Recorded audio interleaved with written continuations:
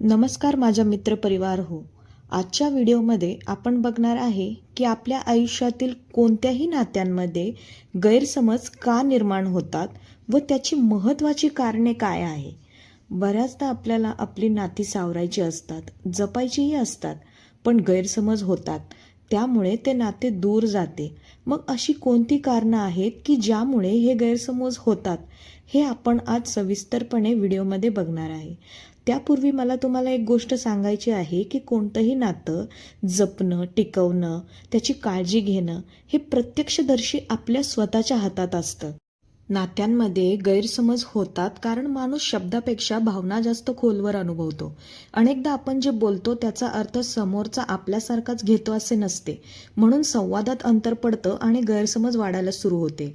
नात्यात दोघांचे स्वभाव, विचार करण्याची पद्धत, भावनिक प्रतिक्रिया, कधीकधी आपण थोडं रागात बोलतो, थोडं उशिरा रिप्लाय करतो, थोडं थकलेलो असतो, पण समोरचा त्याचा अर्थ चुकीचा लावतो. यासाठी कारण एकच आहे, आपण एकमेकांना समजून घेण्याऐवजी आपण एकमेकावरती गणती ठेवतो, त्याची वागणूक लक्षात ठेवतो. गैरसमज तेव्हा जास्त होतात जेव्हा नात्यातील दोघेही आपली मनातील भीती, राग, दुखावलेपण किंवा अपेक्षा उघडपणे बोलत नाहीत. आपण विचार करतो की समोरचा स्वतःहून समजून घेईल, पण कुणीही दुसऱ्याचं मन वाचू शकत नाही. अपेक्षा मनात साठत जातात आणि वास्तविकता वेगळी वाटू लागते.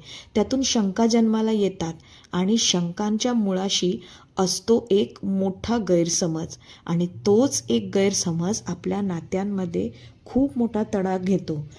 कधीकधी आपण भूतकाळामध्ये खूप जास्त अडकतो. भूतकाळातील जखमा देखील नात्यात मोठी भूमिका बजावतात.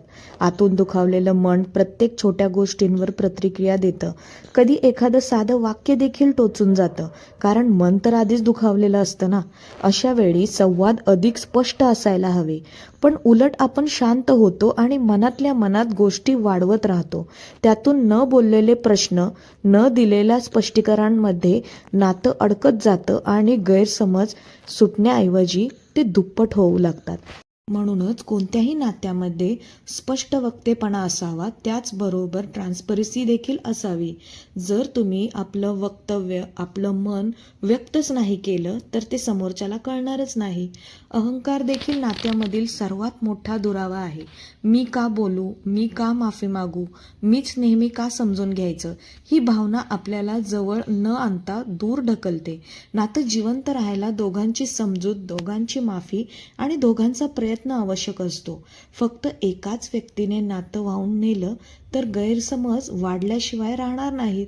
त्यामुळे नात्यांमध्ये 2 जणांचा रोल खूप इम्पॉर्टंट असतो. दोघांनी ते टिकवण्याचा खूप प्रयत्न केला पाहिजे, तर ते नातं टिकतं. वेळ न देणं ही तितकंच महत्त्वाचं कारण आहे. नातं पाणी आहे, रोज जपावं लागतं. एकमेकांशी बोलण्यासाठी काही मिनिटे दिली नाहीत तर अंतर वाढायला वेळ लागत नाही. आणि तिसऱ्या लोकांचा हस्तक्षेप, मित्र, नातेवाईक किंवा सोशल मीडिया, यातून अनेक अनावश्यक गोष्टी कानावर येतात, ज्या खऱ्या नसतात पण मनावर मात्र त्या परिणाम करून जातात. त्यामुळे ज्या लोकांचा तुमच्या आयुष्यात जास्त हस्तक्षेप आहे त्यांना थोडंसं लांबच ठेवा. तुमच्या आयुष्यात करणाऱ्या हस्तक्षेपाला, होणाऱ्या हस्तक्षेपाला तुम्ही स्वतःच जबाबदार असता, हे पण गोष्ट नेहमी लक्षात ठेवा. शेवटी गैरसमज हे नात्यातील कमजोरी नसतात हो, तर ती नात्याने काय शिकायला हवं याचं संकेत देतात. नातं मजबूत असेल तर गैरसमज बोलून मिटतात. नात्यात विश्वास, स्पष्टता आणि संयम असेल तर कितीही अंतर आलंय तरी सुद्धा माणसं पुन्हा एकत्र येतात, पुन्हा नव्याने त्यांचं नातं फुलू लागतं. त्यामुळे नातं किती मजबूत करायचं हे आपल्या हातात असतं. आपल्याकडून कोणती चूक नाही होऊ द्यायची हे देखील आपल्याच हातात असतं.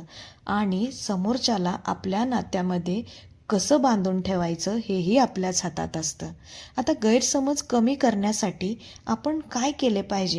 आता आपण त्याचे उपाय बघूया की आपण गैरसमज कसे कमी करू शकतो.